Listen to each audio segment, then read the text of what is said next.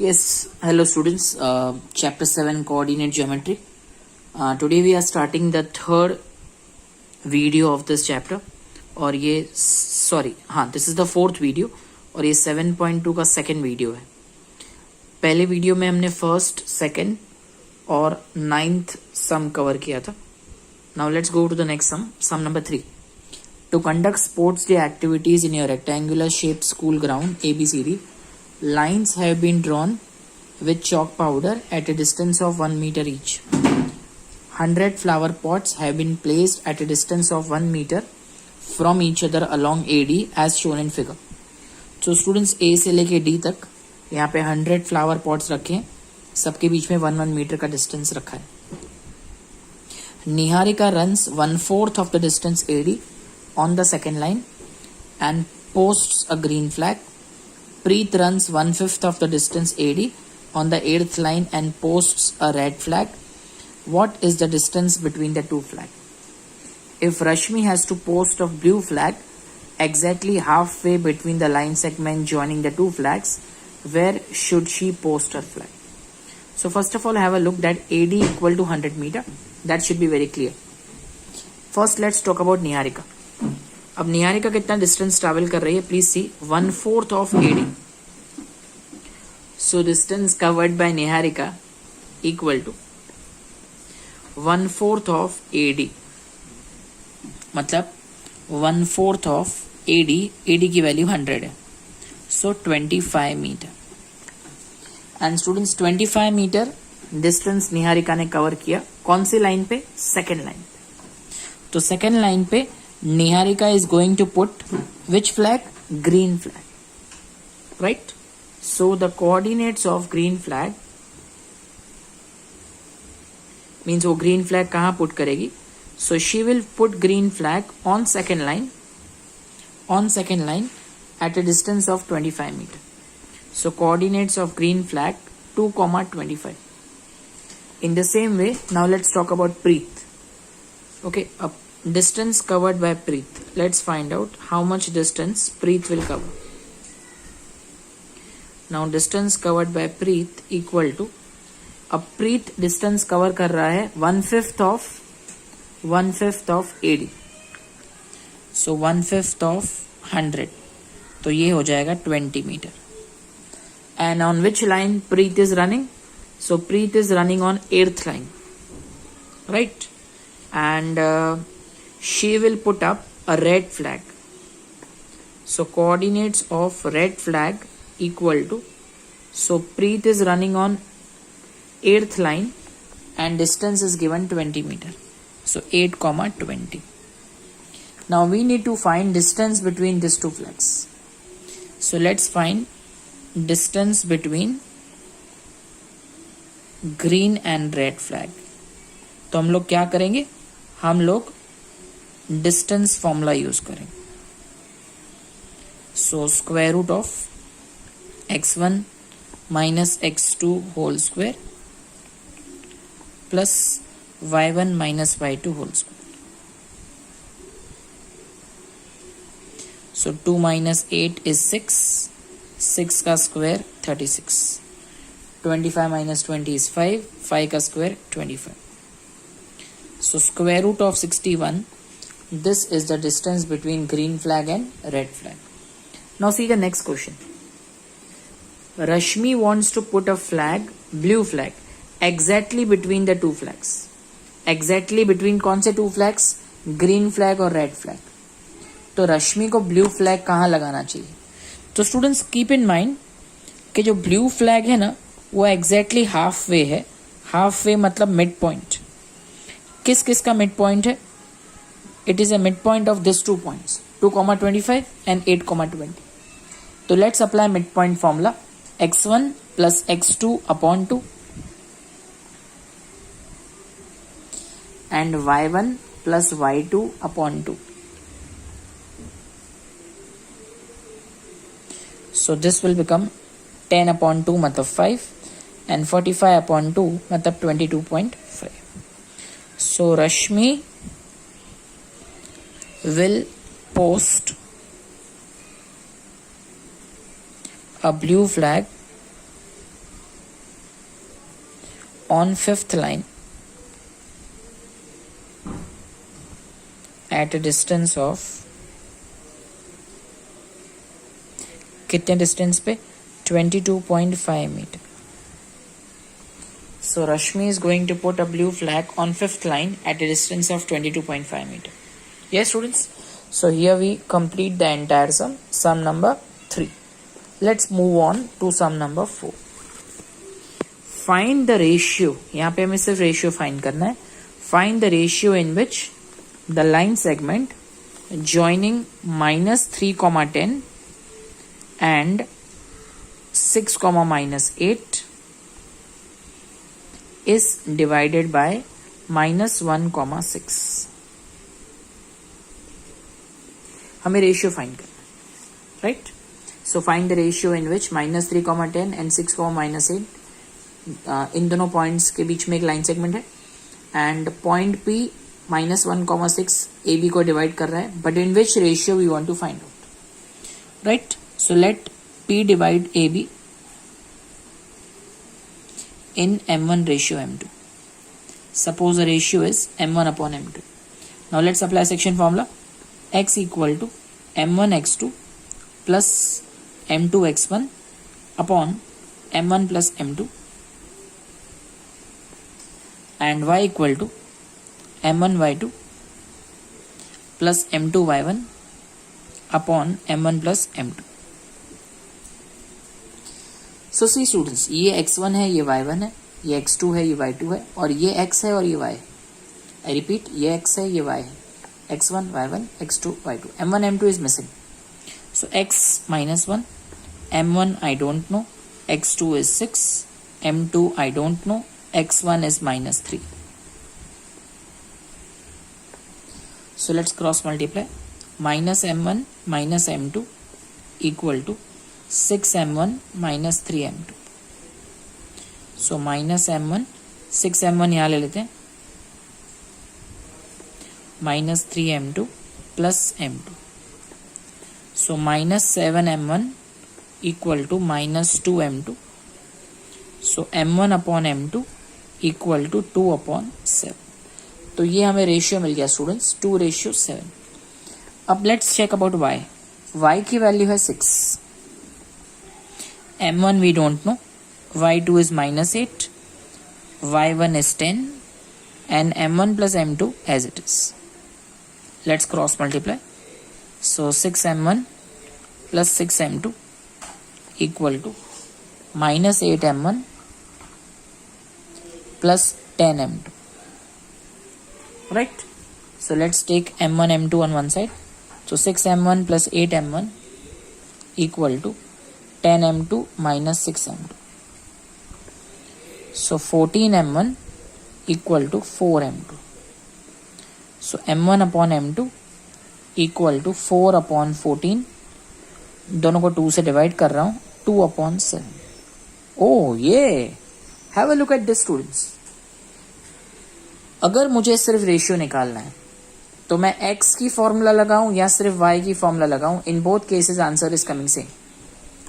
तो students, it's my humble request that whenever सिर्फ ratio find करना हो तो इन दोनों में से कोई एक ही करने का. ये पार्ट अगर आप नहीं करेंगे एग्जाम में तो चलेगा.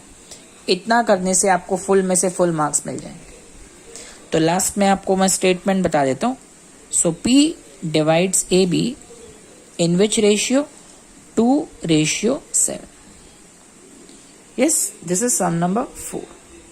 Now let's come to sum number 5. Okay students, let's go further. Now sum number 5. Find the ratio in which the line segment joining A and B is divided by x-axis. Wow. Also find the coordinates of point of division. Okay. So first point क्या है? 1, -5. तो students यहाँ मैंने graph ready रखा है. x axis पे 1, y axis पे -5 somewhere here. और दूसरा पॉइंट है -4,5. x एक्सिस पे -4, y एक्सिस पे 5. यहाँ पे -4,5. ठीक है. अभी मैंने रफ बनाया है. अब जब हम इसको ज्वाइन करेंगे तो देखिए स्टूडेंट्स, आप देख सकते हैं कि इसको ज्वाइन करने से ये x एक्सिस को कहीं ना कहीं मीट करेगा, राइट. तो वो पॉइंट कौन सा होगा जहां पे वो एक्स एक्सिस को मीट करेगा, और ये पॉइंट इस लाइन सेगमेंट को किस रेशियो में डिवाइड करेगा।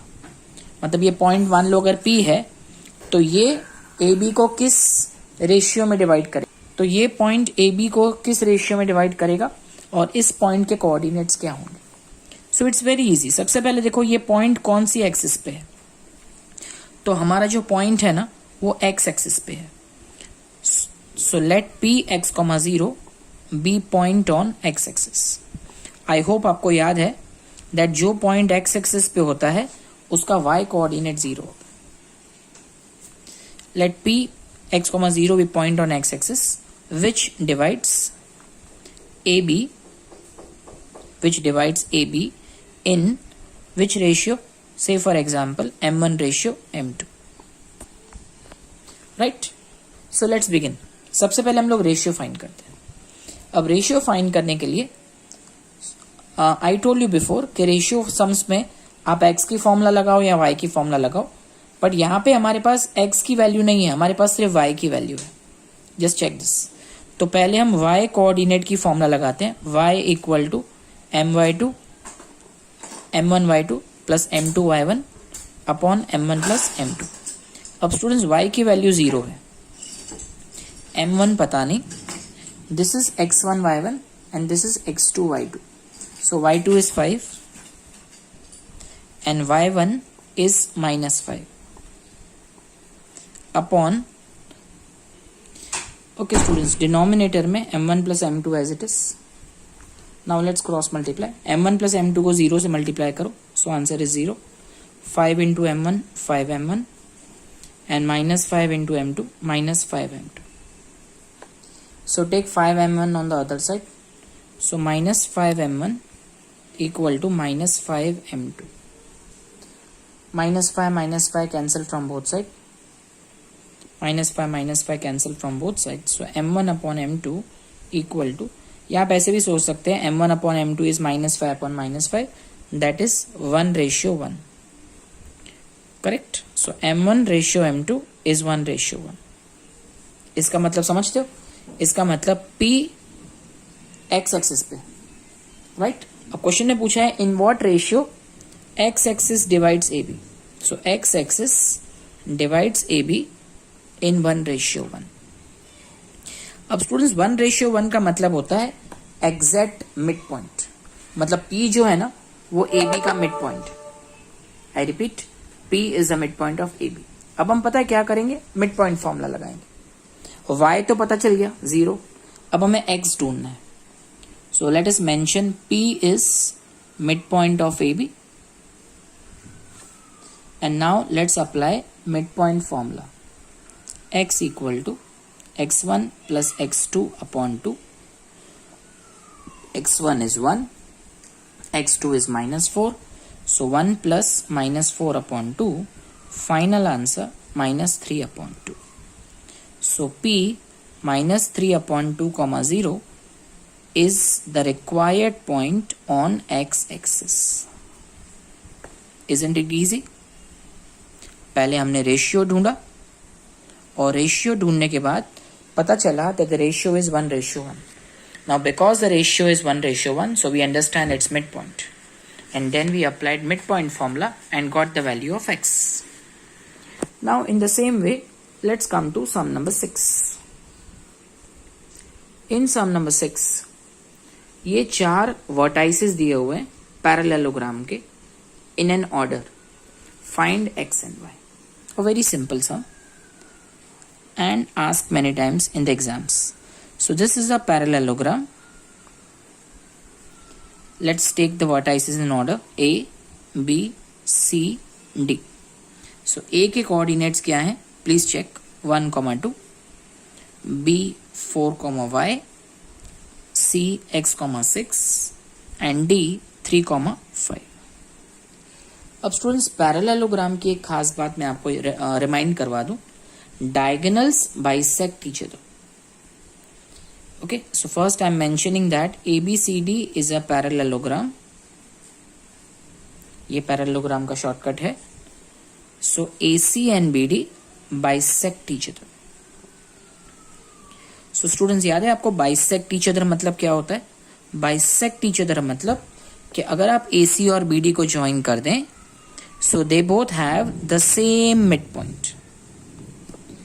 सपोज ये पॉइंट M है, सो M AC का भी मिड पॉइंट है और M BD का भी mid point. So AC and BD both have the same midpoint. So therefore, coordinates of midpoint of AC, coordinates of midpoint of AC is equal to coordinates of midpoint of BD.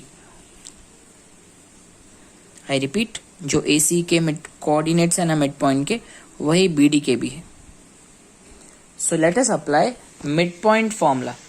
I repeat, let us apply midpoint formula on diagonal AC. Midpoint formula पता है क्या होता है? x1 plus x2 upon 2, y1 plus y2 upon 2. It means 1 plus x upon 2, 2 plus 6 upon 2.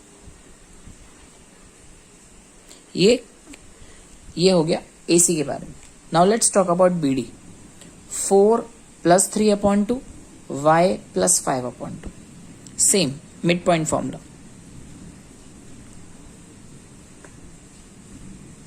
See students, now the thing is कि ये जो point M है ना, it is unique, one and only one. तो उसका x कोऑर्डिनेट और y coordinate भी unique होगा. तो अगर हम AC की मिड पॉइंट की फॉर्मूला लगाएं या BD का मिड पॉइंट का फॉर्मूला लगाएं, हमें x और y कोऑर्डिनेट तो यूनिक ही मिलने वाला है. इसका मतलब ये हुआ कि AC के मिड पॉइंट का जो x कोऑर्डिनेट है और BD के मिड पॉइंट का जो x कोऑर्डिनेट है, both are one and the same. It means 1 plus x upon 2 is equal to 7 upon 2 because 4 plus 3 is 7. And in the same way 2 plus 6 upon 2 मतलब 8 upon 2, जो इसका y coordinate है और जो इसका y कोऑर्डिनेट है वो भी इक्वल होंगे. सब में से 2 cancel. So 1 plus x equal to 7 and 8 equal to y plus 5. So x equal to 7 minus 1, y equal to 8 minus 5. X equal to 7 minus 1 and y equal to 8 minus 5. So what is x? X is 6. What is y? Y is 3. Yes students. So the value of x is 6, value of y is 3. That's how we'll find x and y. अब students सोचो parallelogram की जगह अगर rhombus होता ना, तो भी same method, because rhombus में भी डायगोनल्स बाइसेक्ट करते हैं. पैरेललोग्राम हो, रोम्बस हो, स्क्वायर हो, रेक्टेंगल हो, सब में यही फॉर्मूला यूज करना है और एक्स और वाई फाइंड करना है. Correct. Very nice sum. Now let's come to 7th. Find the coordinates of the point A where AB. Find the coordinates of the point A where AB is a diameter of a circle. AB is a diameter of the circle whose center is 2, -3. So let's make a circle. AB is a diameter और इसका जो centre है ना, इसकी value है 2, -3. इसके coordinates हैं 2, -3 and B is 1, 4 और A हमें फाइंड करना है. सपोज A के कोऑर्डिनेट्स हैं x एंड y, ये हमें फाइंड करना है. So it is mention that see O is center and AB is diameter. So it is very obvious that O is midpoint of AB. And because midpoint है तो midpoint की formula लगा देते हैं. What is midpoint formula? You remember? X equal to x1 plus x2 upon 2, y equal to y1 plus y2 upon 2. So let's apply.